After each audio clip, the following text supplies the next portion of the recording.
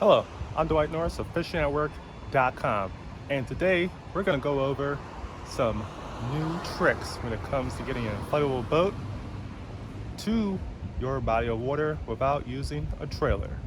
Check it.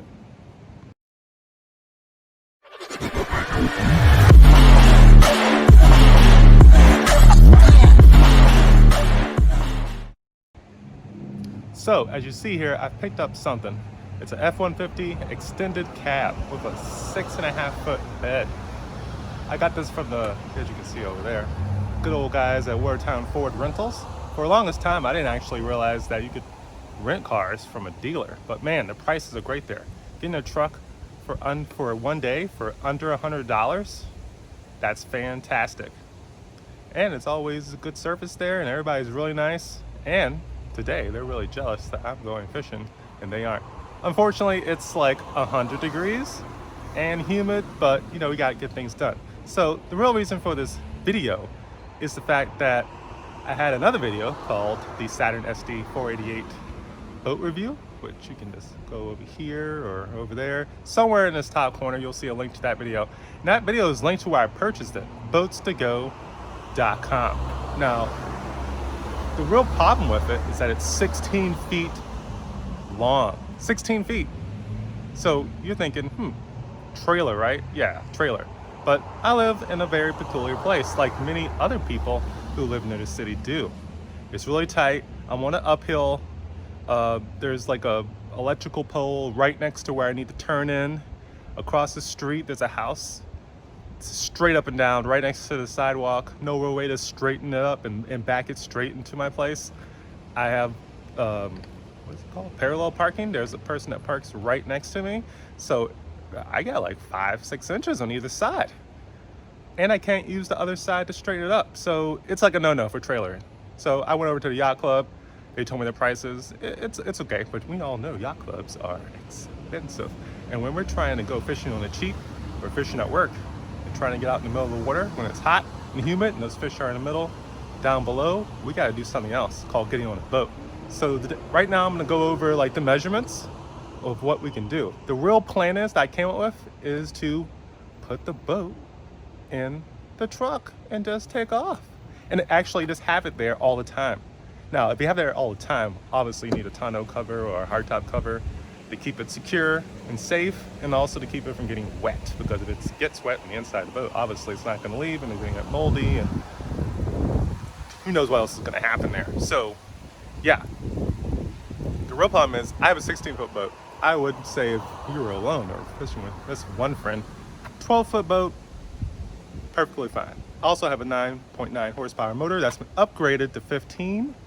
It's a Mappy, which is actually an offshoot of Parson, which is actually a copy of Yamaha. And it's from 2018, 2019, and it's only been broken in. It's like brand new.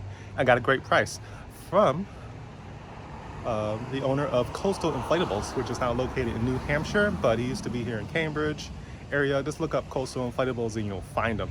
Great guy, great service, full of integrity. I keep looking at the wrong camera, but another great person to get a rib from, a rib boat. He sells rib boats now, and some motors. I think he sells two Hatsus now. So let's get some measurements done in here, and let's think about what's happening with this boat. You'll see physically later on when I pump it up what's going on, but let's get the measurements first, because I want to compare this to what my dream vehicle might be, which is the Jeep Gladiator. So we're in the back of the truck bed, and we're going to do some measurements. Now we have our wheel wells here, and we have the overall size of the bed here, and we also have, this is actually one of the aluminum floorboards, one of the 4, and I can already instantly see that the 4 floorboards I have will not fit all inside of the truck bed that's 6.5 feet long, and close the door. So to have it, all 4 of these unbent, which they lock in place, it would be kind of floating up on top of the bed in the back, and I might have to strap it down a little bit just to make sure. And that means I couldn't lay the motor down on it reliably. But it's still an experiment. So we're gonna run with it and see exactly what we can do about that. So first, let's get the measurement for the outside edges of the of this floorboard. I mean, not the boat floorboard. Right here, it's measuring at 47 inches. I'm pretty sure these trucks are all 50 inches. They aren't. Let's hold up. I think it's closer to, let's see here, 64. What did I say? 47, 64. So we got like 19, 64. Yeah. So up the top we have like an extra 64 minus 7. Oh, math. 13, 17 inches. Okay. But down here in the wheel wells, we have a different amount of space. It's 50 inches between the wheel wells. That's the number I was thinking of. I know I heard 50 somewhere. So 50 between the wheel wells and 64 outside of that. But here's the problem. Pretty much all of these they're almost the same size. This is the biggest one. This is a 25-inch long section. So we can guess that's somewhere just short of 100 inches before it reaches the non-locking portions of the aluminum floor, which need to stay flat at all times.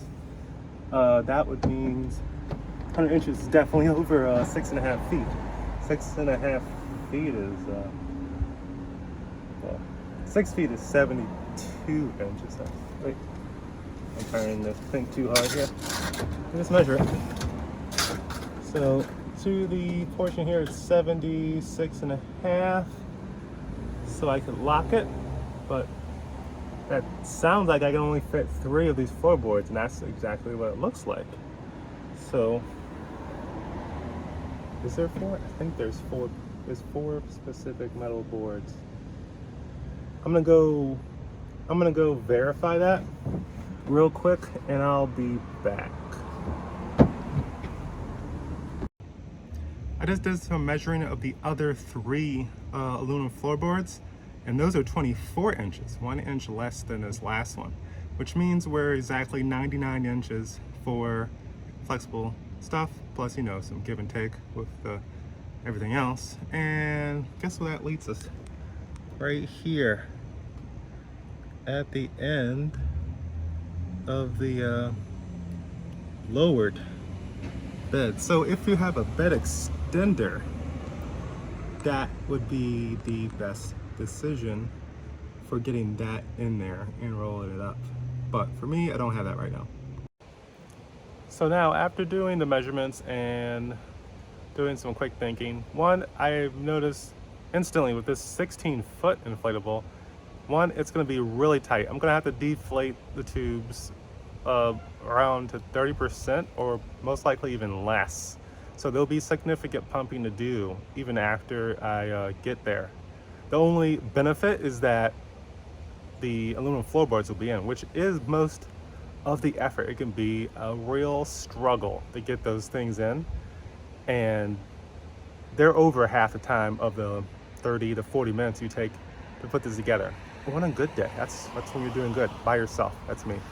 I actually hurt my back not but a couple of days ago, and I really shouldn't be doing this, but this is a great day for me to do it because I have some time.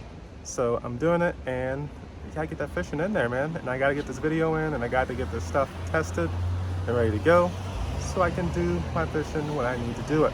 So if you do have a pickup truck and it is 6.5 feet long, and you do have a 16-foot inflatable or less, you could just get a bed extender or some straps and put it down.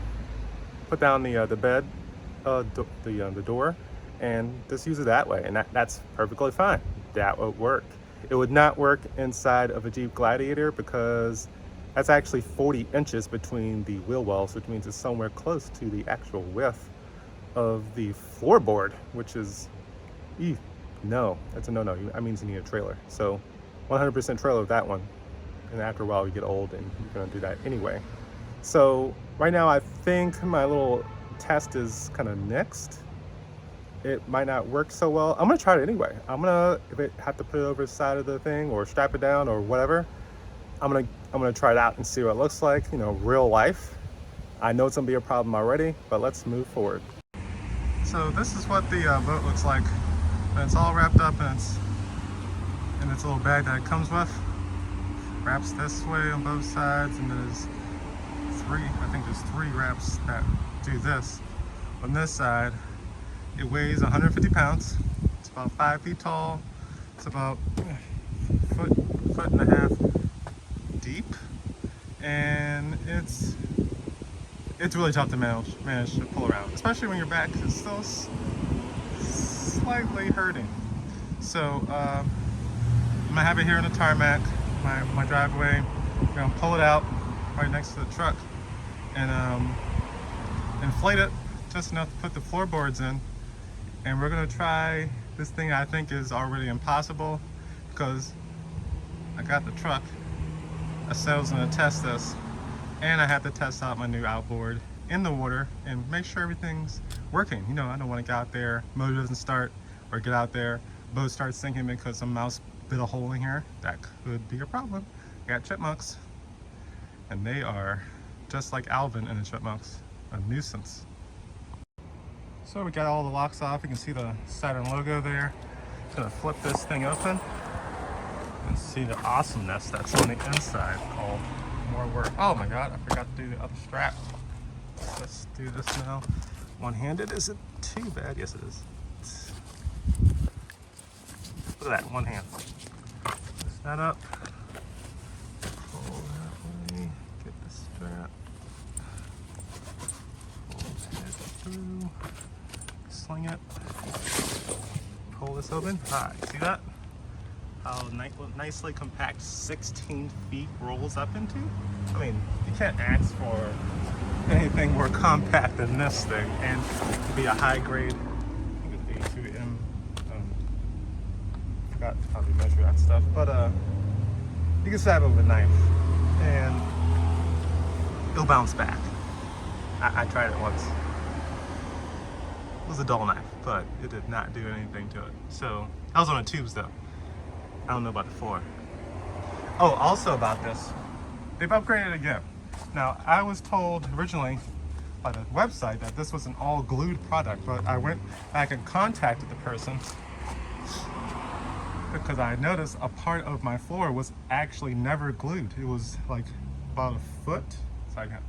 It's about a foot and a half of like maybe a 1/4 inch of the fold seam. The fold seam's like 3 inches wide, so half of that was still propped up for about a foot and a half, and I was like, oh my God, this thing's gonna get destroyed. And the guy told me, it's a natural defect. It comes from Korea. They missed some spots in the floor. It was the only spot I ever saw.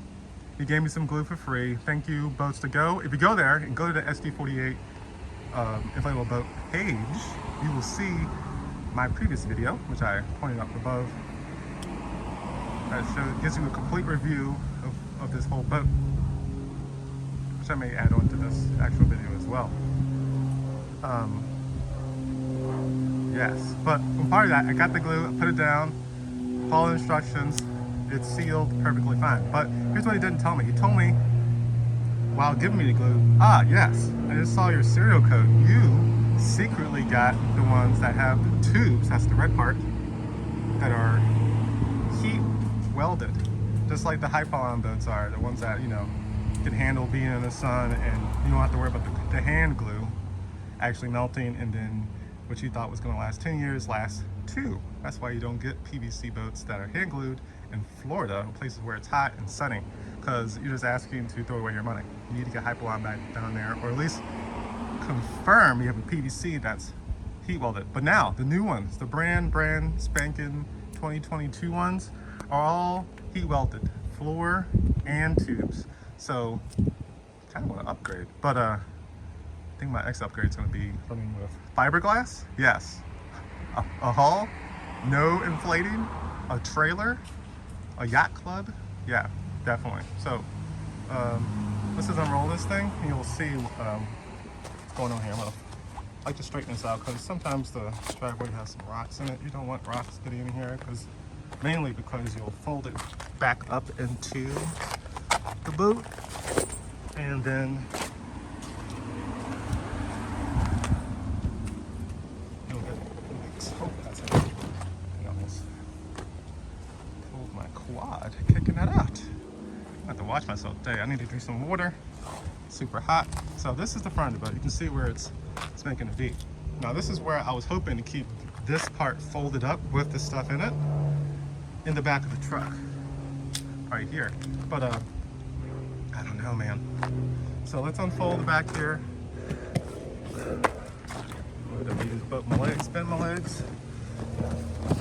Yeah, keeps going. Boom. Now we're at the transom there.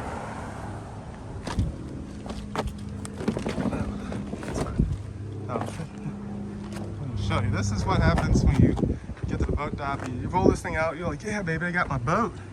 Then you're like, man, there's a whole bunch more work to do. I gotta roll this out. I gotta stretch this out. You gotta pull these two things apart here. You gotta put that metal thing in there and a little tubing on the side, inflate it, and hope that you can get that last one down with the V pattern and it snaps down without messing up the hull here, which is inflatable, as you can see right there. Works great. And also pinching yourself, which could be quite painful. You can also pinch the tubes if you don't pull them up. You put that last squeeze of the triangle down. You want to make sure you're pulling up on both sides, or at least one side at a time, and do a couple inches down until you get to that point where you can feel where it's just going to go by itself. Then you can hold both sides and finish it. But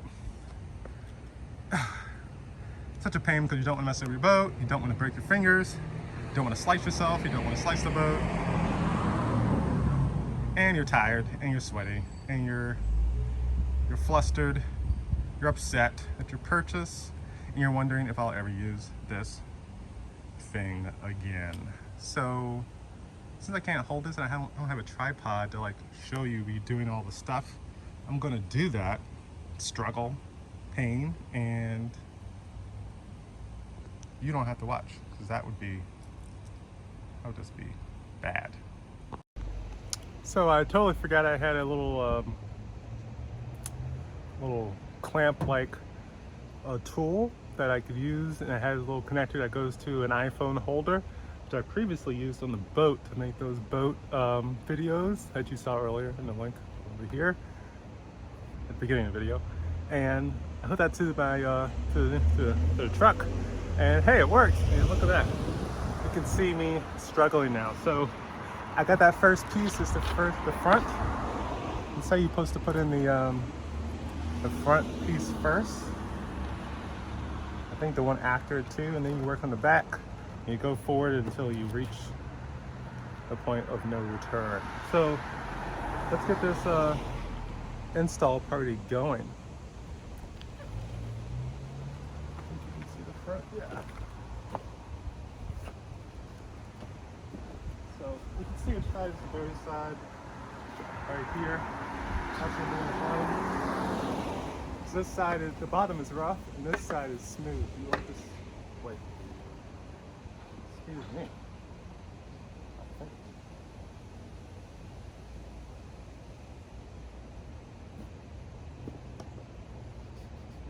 Do I want the rough side in the bottom? Interesting question. I'm gonna put the rough side in the bottom. I need to cut this, the hole here.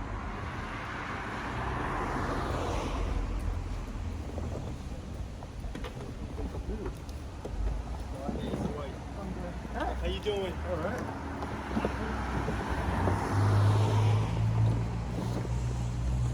That's my neighbor.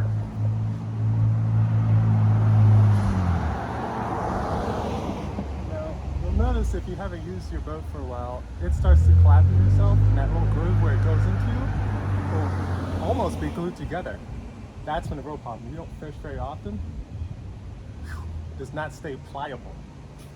Because it's happened before to me, and it's real stuck to the point where I think I was making a new groove.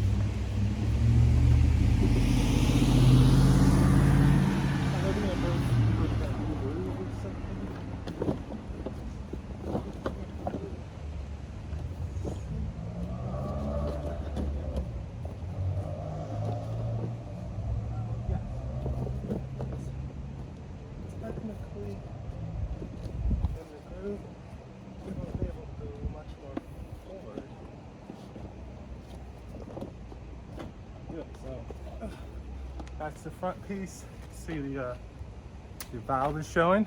That's good news. Doesn't have to be exactly in there, but if you can get it in there, good. Move forward. So when you finish and complete the thing, it's gonna spread it out, which is the hard part. So look at my next piece.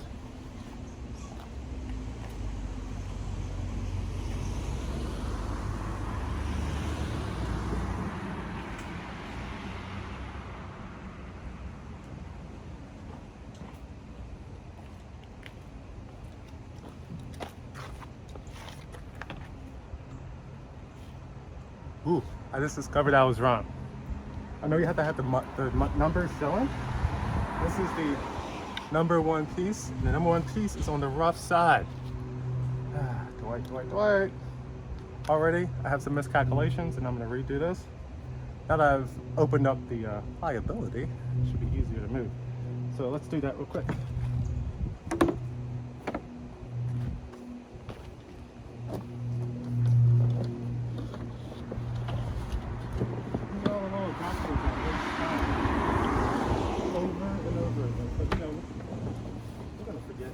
Everything. Forget everything already. It's getting worse as I age. Might be having the same problem too.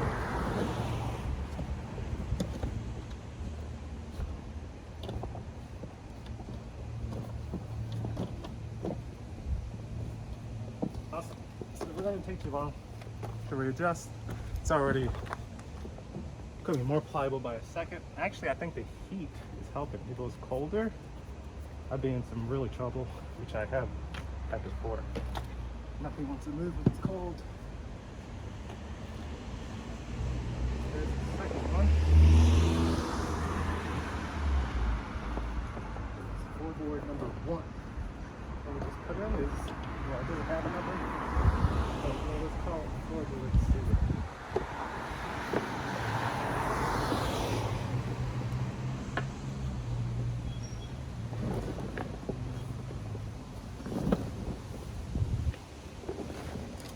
Notice here, I'm having a hard time getting under the tube.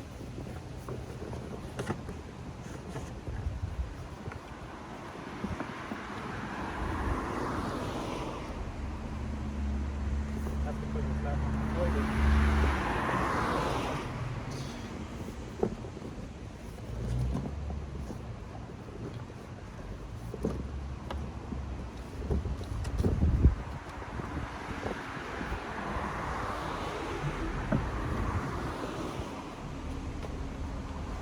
Usually I like to, it's another thing.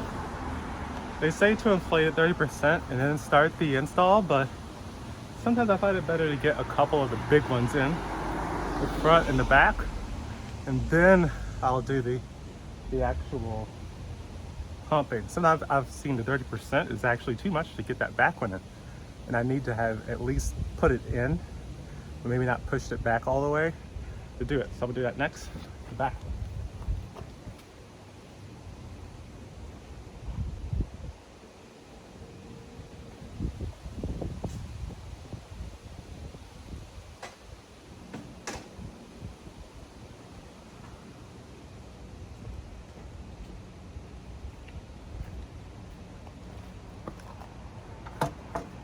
And if you notice here again, this one and the one in the front don't have a number because it's kind of intuitive what it is, I guess.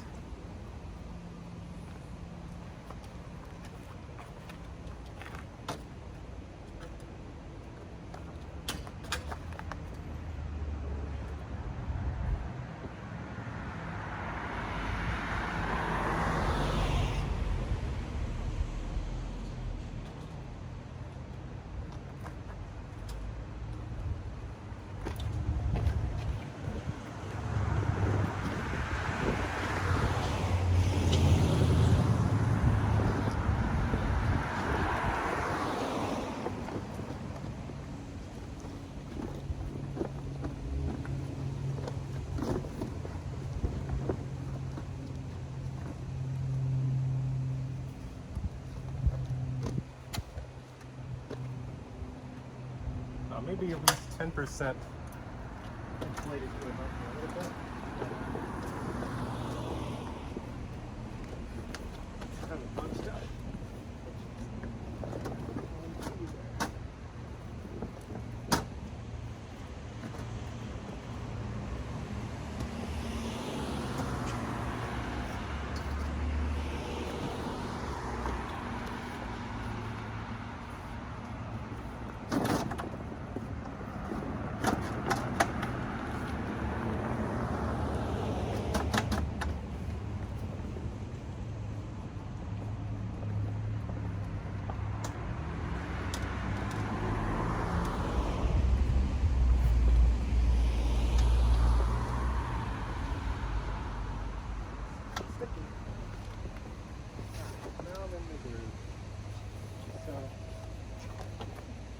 Here, it's not all the way back right there. I'm going to give it that 30% pump. Got my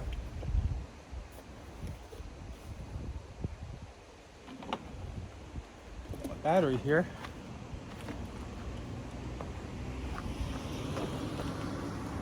I'll just leave it to the side. And I have my pump. This comes with your, no, it doesn't come with it. You can buy a manual one that has a manual dial to it, or you can get the digital one. I think I got the manual. Did I get? Which one? Not that.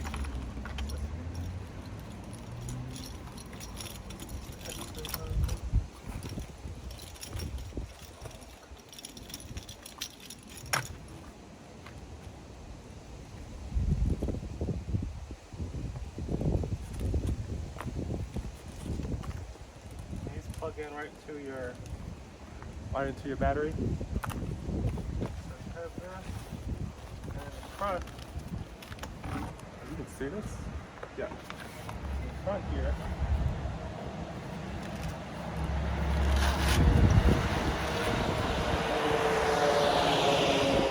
Okay. So if you wonder if there's 2 holes, one sucks and one blows. Did it tell you? No. So I have to remember which one it is, and I usually can't. I believe I'm on the right side here, but I'm looking at it upside down. I'll find out very quickly if that's true or not.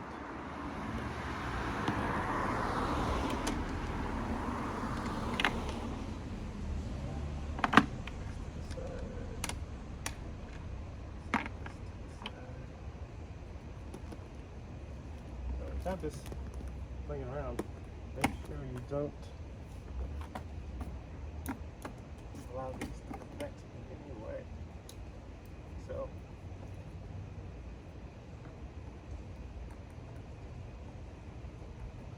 red, because it's positive. Oh, a little quick tip. When you're doing your batteries, remember this: cars, boats, everything. When you're adding something to the battery, i.e. you're adding a wire, you want to add the red for positive first, and then you want to add the negative. And if you're removing, that means you're removing something, which means negative. So you unplug the negative first, and then you unplug the positive. Go in that order. Add is the plus mark. Plus mark is positive. Start with that first. Removing that means negative. So remove the negative first. Easy, right? South River. This is all in kPa, a different thing, not PSI. I totally don't even know the PSI temperatures I'm supposed to do for this. I just know it's 20 kPa for the tubes, and then it's 25 kPa for the seal. A little bit tougher, a little bit tighter on the bottom. Why? I don't know. But it is. Start with that. Also, this thing said I had 77% power, but the meter said I was at low. I'm not even sure what's going on. And I have to make sure that this is actually. Oops.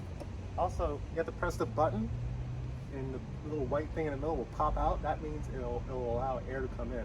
When it's pressed in, that means it's locked. It won't let air out. So now that it's extended, I'll do that, and then I can hit this button. What did I set it to? Whoa, no, I forgot. Is it 20?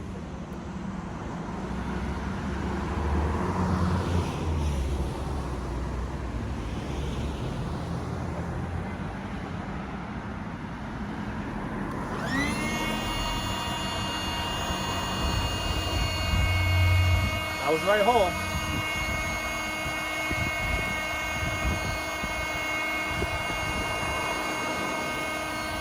Now, you can measure 30% by looking when it's started to form a tube-like structure. Not tight.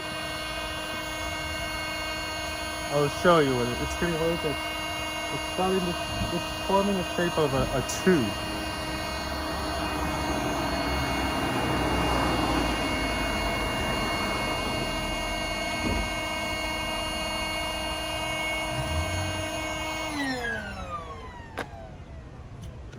That right there should be enough.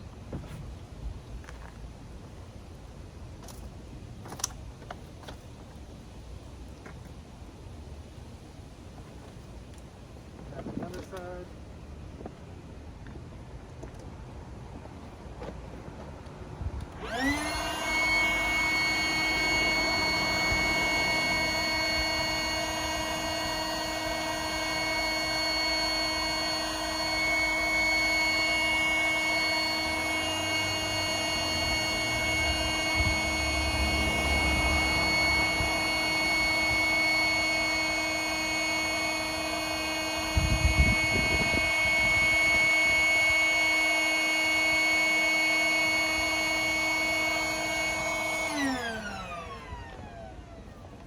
Here's the thing. We can already tell, I'm wasting a lot of time making this video, but it could be out in the water already. But still want to do it. So I have to do the test. We can already see that we're gonna have, because of the width of those tubes on both sides, this truck bed right here, with its 17 inches total extra access, which means 8.5 inches on either side. Does that look like 8.5 inches of tube there at 30%? No, we're gonna have to be at like 5 to 10% just to slide it into here. Honestly, it might be so thick that it might not even fit between the wheel wells. It would be kind of catty-cornered. And what I was hoping is that from at least here on, which is with the bed down, where it extends to the bed. Now, if I could possibly shift up, actually, wait, yeah. That last one that needs to go in tightly, I have to roll that over into the boat, into the truck bed to make it fit. So it's almost guaranteed you have to put the truck bed down to have this like completely put together with the locking things on the side, which we'll see later. So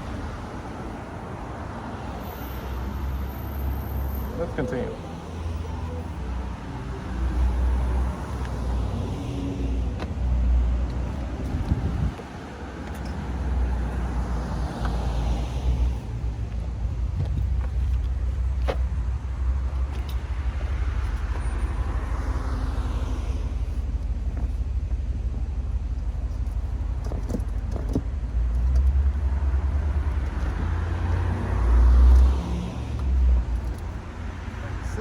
not letting it easily slide just to the back. It's kind of bunching up, and the transom doesn't want to let me through. Some people use a little hammer.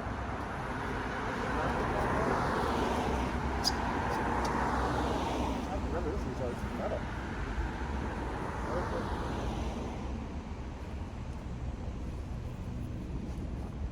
Let's do that floor. Right now it's sticking on this right side.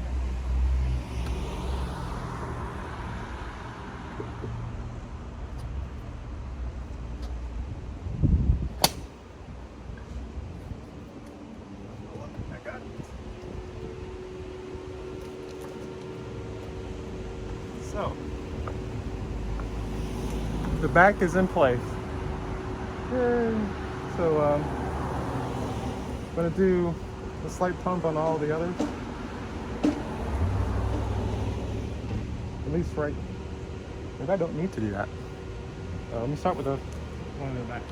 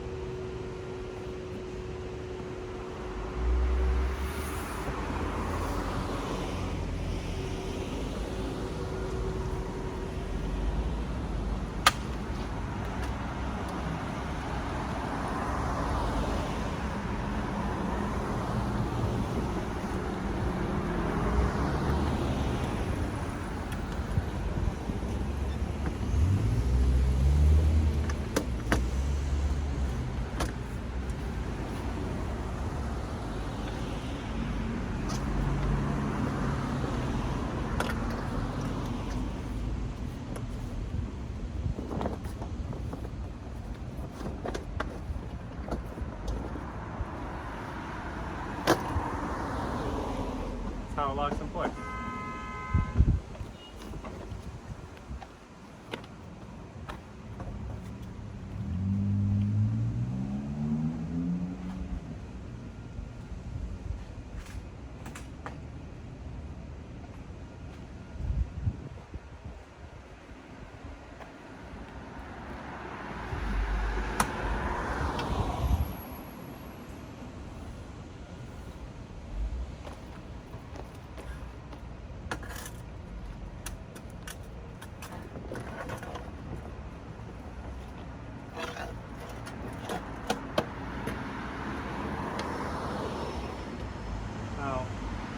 Realistically, the bed clothes will fit in this third plate, and then I would need to fold it over. So if there's a way for me to, oh, I think there is, to, and I don't inflate it because it could barely fit on the inside, I don't put the under things on there, just on this last one. That could work. So I'm constantly thinking I gotta work. Find another resolution that's still easier than do it on site. This on site can be rough. This on site's not flat. This isn't flat either, but it's flat-ish now. I've done this on like dirt piles, rock piles, like a hill once. Almost slid into the water because it's like a hill to the water. Rocks under my knees. Oh, hold on, I was really not liking boating at that period of time.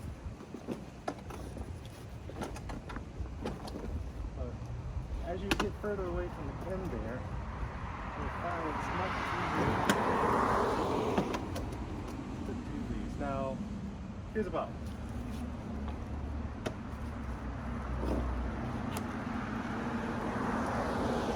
I think might be the resolution. The last one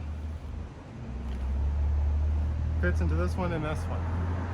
What happens is you're going to fold up this third one valve a third of the way and pull up this one a third of the way and then squeeze them in. So this point right here, like in the thing, is always liable for getting pinched and cut and scraped. It's like a point of failure. And as you see, it's perfectly fine here. I've been very, very, very careful. Now that I'm traveling with this, my thought is maybe I just don't do that part until the last, even though it's the most sucky part. Which means maybe this whole thing is not worthwhile doing in the back of the truck. Maybe, just maybe, a trailer is the only way with a boat this size, with these aluminum floors as the main problem. But you're not fishing with no inflatable floor. Who the heck gonna do that? You got very spiky fish, you have very spiky lures, you have very spiky hooks, and you have very not paying attention kids maybe on your boat. And drop some pliers, drop a knife, drop a hook, hook you in the back of the head, hook their sibling, hook their mother. Hooks going everywhere. This thing's gonna be at the bottom of the whatever river, lake, pond, stream that you're in. Hopefully not the ocean. So I think that's my solution. And then because of that, we can get moseying on to the river. I'm gonna bring it over here just to do a quick show, and then we're gonna think about how we're gonna inflate or not inflate the rest of this. Because if that's the only time gain I got from doing that and then putting it in the boat and doing the rest of it there, maybe it's not worthwhile. A little bit. If I could just pull this and fold the half over, I can put all my junk in here. I put the motor here, put all my tool, whatever, benches, etc., batteries. Then fold that over, get in the truck and move on and just unfold it and take all the junk out, inflate it, and to be done. Maybe that's all easier. It'll be easier if there was the terrain wasn't good. If there was rocks everywhere like the Concord River, it's a dirt road full of rocks, 1,000,001 mosquitoes. You don't want to waste any time there. So you're either in a trailer, or you're on a trailer, or your mosquito bait. One of the three. So yeah, let me bring on that last one, show you what I'm talking about, and then we'll stick it in the truck.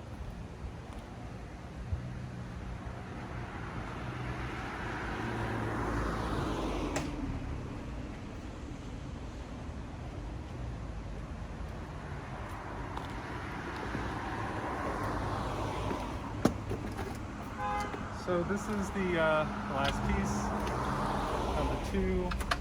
Just like I told you, it's gonna be in here like this. You're gonna have to take this piece and crimp them down, which will also push these two forward. But doing that beforehand is not a great idea. I don't think it's a great idea.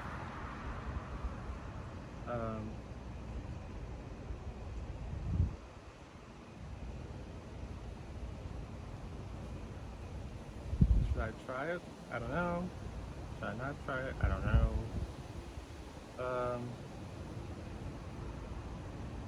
I'd like to. So, over here.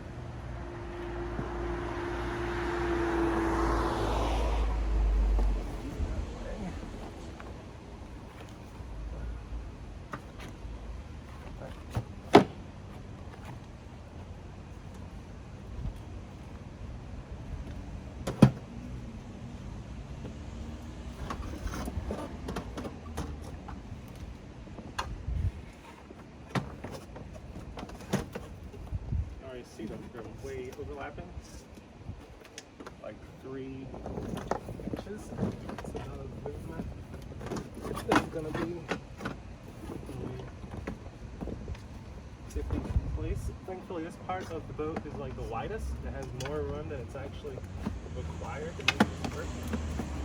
What we'll do is get that in there. I think the first one's actually kind of locked up to the first one.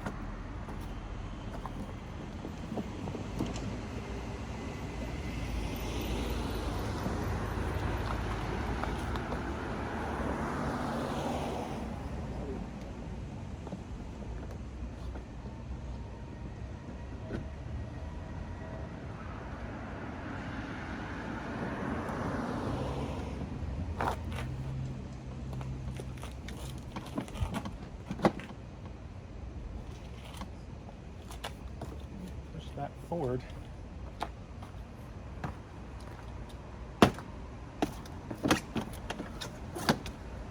Just like so.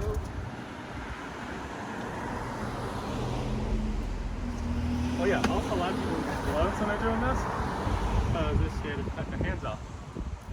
I'm being dramatic, but you just get a little pinch, you'd be like, I lost my finger right there, man. Trade this puppy in. It's too much. So the real problem with this is, where do you stand? You have to stand on the outside, unfortunately, to make this start.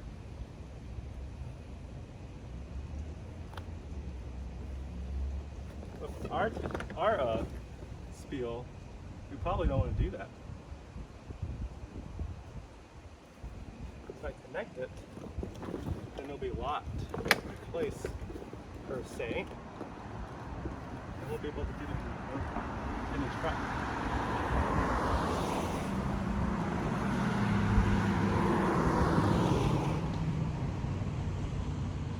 But as you can see, yeah, that'll be what I do when I get there, and I'll just inflate the thing, and we will we'll be done.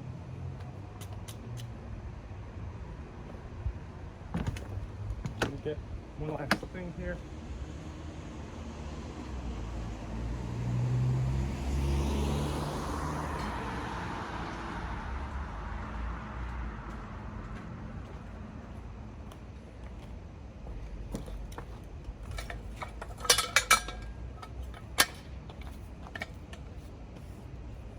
You have these side things that actually lock it in. It's best if you put like one of the paddles under here to raise it, then you can get under there to put these in. Let me show you. Holy crap, I got you.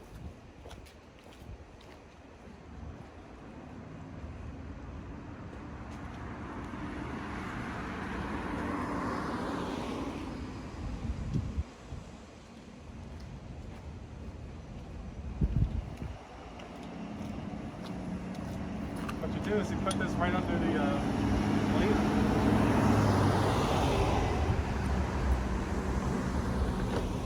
Up.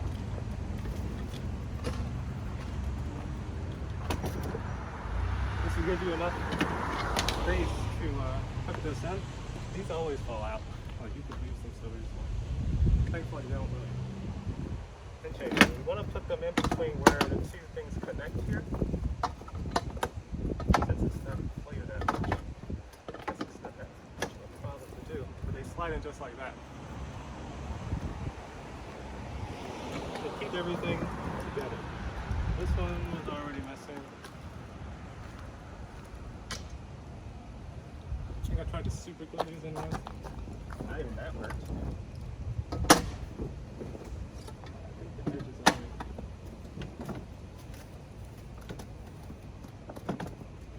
Nice.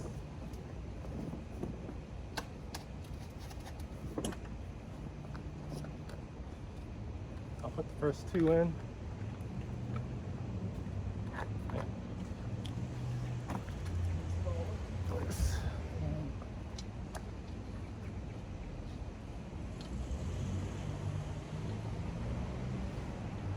This is not for this one.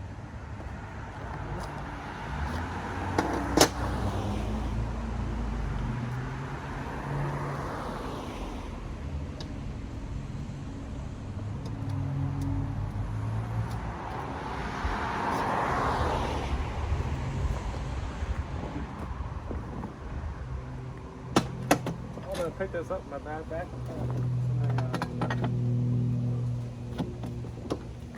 boat for a test run is, I don't know. But I'll drag it or whatever is required. Slowly. Everything slow today. And keeping hydrated. As the Watertown Ford dealer said. So yeah. Next part is so it'll be right there. I only have 2 more of these. That part's the last thing. Now we're gonna put it in the boat. So as you can see, I had a problem. Once I folded the thing in half, it looked good. I was like, yeah, I can just toss this puppy right in the back of this truck. What I forgot was that now it weighs 250 pounds and my back hurts, and that amount of weight is really not stable.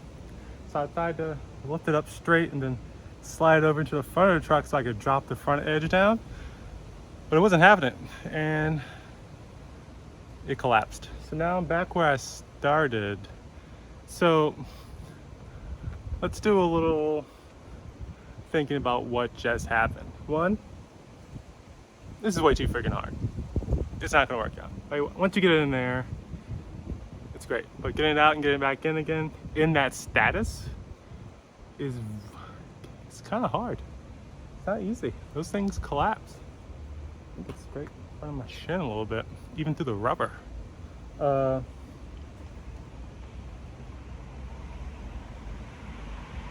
gonna call this one out.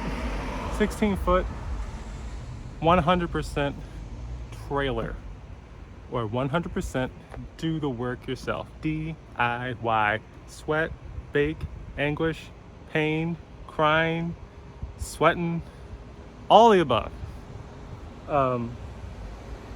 This really makes me angry because I have to take the middle of it apart and do it again, mostly. But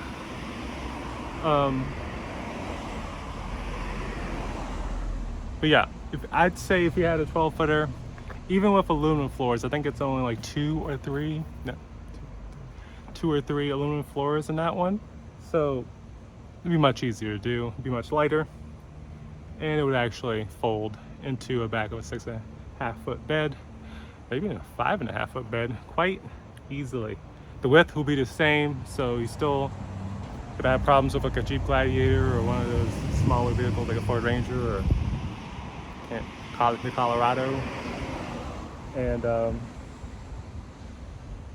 so my idea of buying a pickup truck to throw it in here and get it done, it's really like a kayak thing, an inflatable floor thing, a lighter inflatable boat thing, something else thing. So sorry guys, it's a fail. Don't buy a boat this big unless you're gonna trailer it. So now I'm gonna focus on getting the boat out there and trying out my new outboard, seeing if the boat doesn't have any holes in it. And that it's still seaworthy. So let's go do that in the next video. We're done. So the boat's all packed. Didn't take too long, about 15 minutes. Hardest part was getting this motor on my bad back. I could feel it like, ooh, it's like, what are you doing? I'm at 80%, not 100. Then I used the proper techniques, legs before back and arms, and pulled it up quite nicely with no pain at all. Actually felt lighter than normal. Maybe I should use my legs more often. So now I'm gonna hit the water. On the water side, install this thing. Not gonna bother you guys watch me install it. You can see the finished product. Slap it on these little roller wheels, put it out in the water. Somehow drag that motor in there. Put that on the boat itself, and then that'll be that. And then we can see if this thing actually starts like it's supposed to and has so easily for the original owner, not me, a novice. And we'll do a little test on the river, cast a line a couple times, and call it a day.